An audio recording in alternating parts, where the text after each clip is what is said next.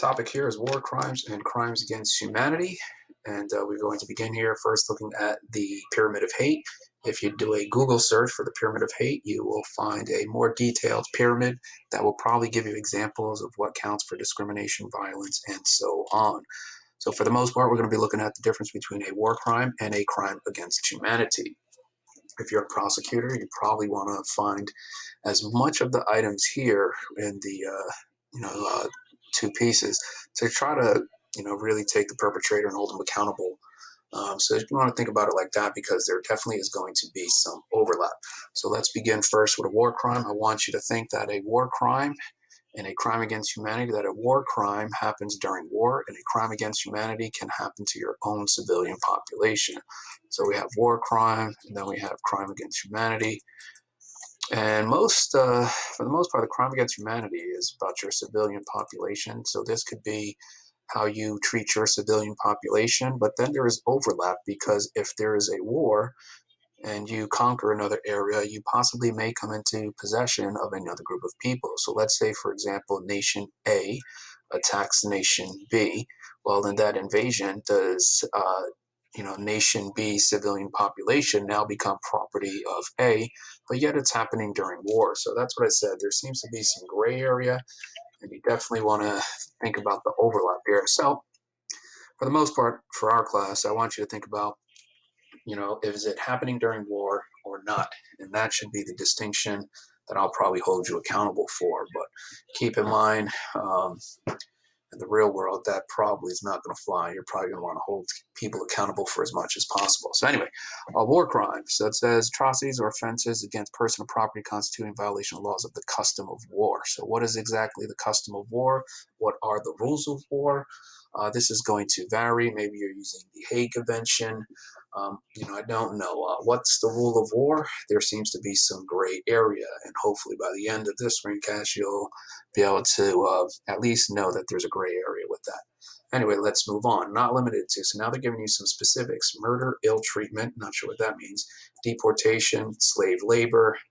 Now, notice here it says for a purpose of civilian population from, now they're using the occupied territory. So that means that, going back to the example before, if A is attacking B, how do they treat their civilian population? That is going to be a factor. But they also get into prisoners of war, the killing of hostages, plunder of public property, or private property, wanton destruction of cities. So if we take destruction of cities, let's say, you have two targets. Target A is a known military base, and target B has senior citizens. If you bomb the senior citizen facilities, I don't necessarily know if that furthers your military objective, which is kind of what they're looking at here. So for the most part, there seems to be a lot of gray area, and that gray area is probably needed because things change as wars progress. Let's take a look now at a crime against humanity. So for the crime against humanity, let's see, we have following acts when committed as part of a widespread or a systematic attack directed against a civilian population. So this is a gray area, and keep in mind, it doesn't necessarily always have to be that you're engaged in a war. For example, let's take Nazi Germany. Nazi Germany, okay, did they murder part of their civilian population? Well, yes, they went after the hereditary ill, people with medical conditions. They did try to exterminate various groups of people. Technically, those people that they tried to exterminate were citizens. Maybe if you are a Jewish German citizen prior to the Nazis coming to power, the Nuremberg Law stripped that away, and we know the end result for the Jewish population in Germany and how that ended for them. You see forcible transfer of a population. What that means there, let's say if you're a Christian and you're forcing people to become a Muslim or the other way around, that right there is what they mean by forcibly transferring a group of people. Torture, rape, sexual slavery, prostitution, forced pregnancy, sterilization, sexual violence, and then it kind of goes on. So they've given you the list as far as what counts, but keep in mind the crime against humanity is how you treat your civilian population.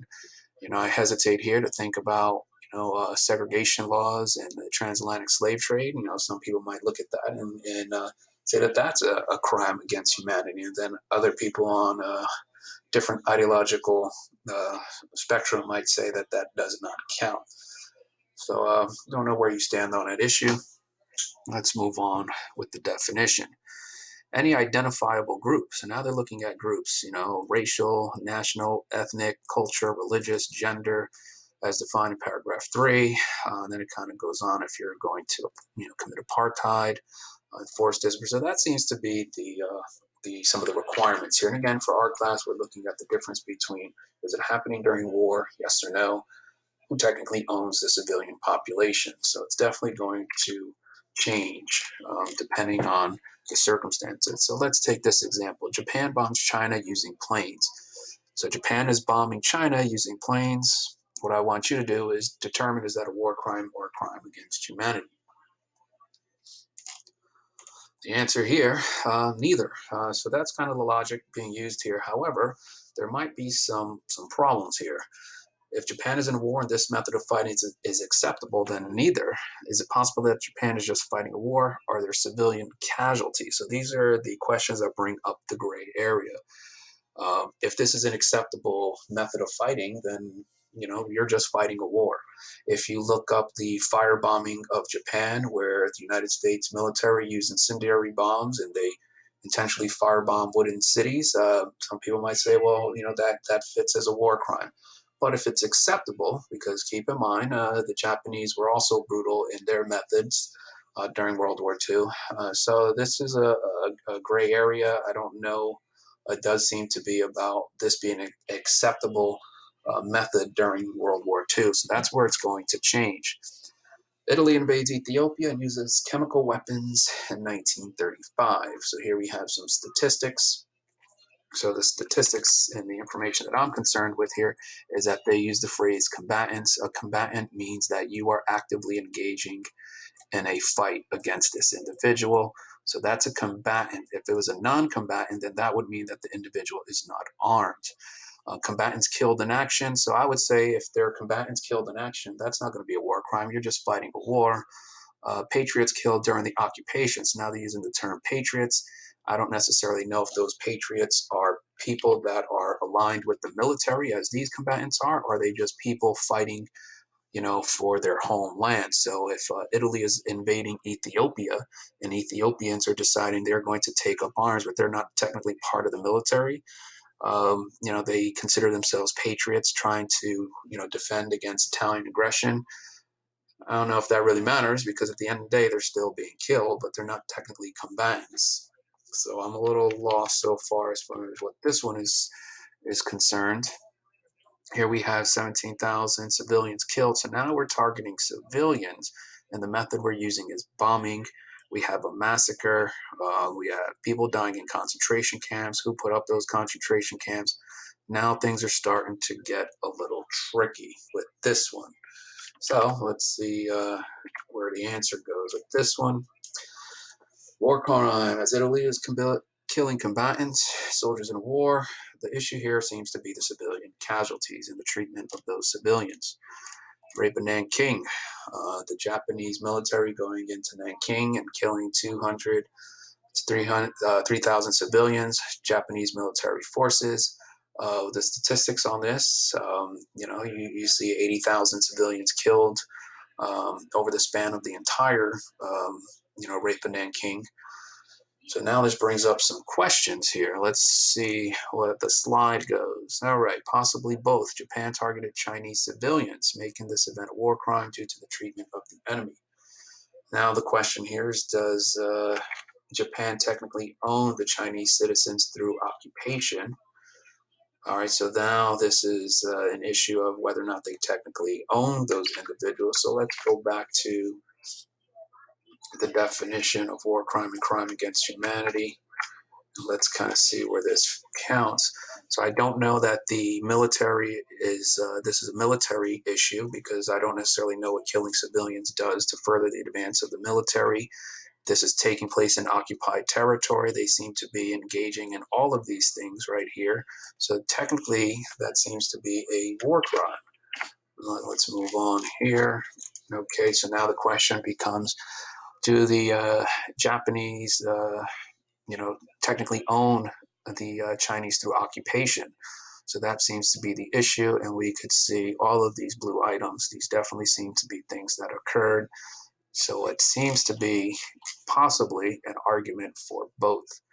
The rape of Nanking taking place as a war crime, crime against humanity. It does not appear to be genocidal, because genocide would be something different. Um, you would have a certain requirement that needs to be met, and keep in mind the definition of genocide does not exist during World War II. Germany creates the Nuremberg laws separating Germans from Jews. Crime against the humanity, because the Jewish people were technically German citizens. How does a nation treat its civilian population? We come back to the definition up here. So the Nuremberg laws, let's see. In this one, Germany technically owns those individuals because they were at some point German civilians. They're targeting them, let's see, for a religious reason. The Nazis consider them to be a racial group, so that would also count there. Connection you heard from. However, the problem now becomes there. If we're going to say that the Nuremberg laws counts as a crime against humanity, notice it's not a war crime. They're not at war with these individuals, although the Nazi ideology might suggest that they are. But in this crime against humanity, if this counts, then what do we say about segregation laws in the United States? So that seems to be a question. The Einsatzgruppen shoots undesirables on the spot. So take a minute, think about this one. Where do you stand? Is it war crime, crime against humanity, or both? And the answer here, German is occupying the nations and people they conquered. So if we remember, Germany is Germany, and Germany has taken over so many parts of Europe, and through all of those parts, they are technically gaining the people of Austria, the people of Poland, the people of Russia, and if they're going about targeting these individuals and murdering them on the spot, then that counts as a war crime as well as a crime against humanity. So that would be the answer for that one. The German treatment of Jews. You want to be familiar with this particular timeline. We said before the German Jews were citizens. The Nuremberg laws take away that status. They become second-class citizens. The United Broken Classes, civilians target them. World War II begins. And before you know it, for example, they have the Wannsee Conference. The Einsatzgruppen is working here. This happens before that. So that possibly would count for both. The rejection of the St. Louis. If you're not familiar with the St. Louis, the St. Louis were a group of refugees that escaped Nazi Germany, and they are basically on a ship trying to get entrance into another country. The ship was rejected. The passengers were not allowed to enter the United States, and many of them perished. This one, now I've thrown a curveball. It's a bystander. The U.S. does not own the people as citizens, nor does the United States commit any harm against those people. So it's the bystander role. If this was a genocide class, you definitely would want to focus on the role of the bystander. British bombed Dresden. Dresden was the cultural center of Germany, and this place was heavily bombed. And there you see the casualties. So now Germans are dying in this situation. Is it a war crime or crime against humanity? No military value. Germany, Dresden being the cultural center. We have a significant amount of dead. The Allies do not occupy or count the Germans as citizens because they don't technically own them.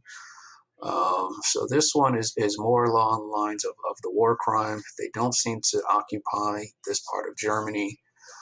And that's the difference between the war crime and crime against humanity. There doesn't seem to be any occupation of those individuals.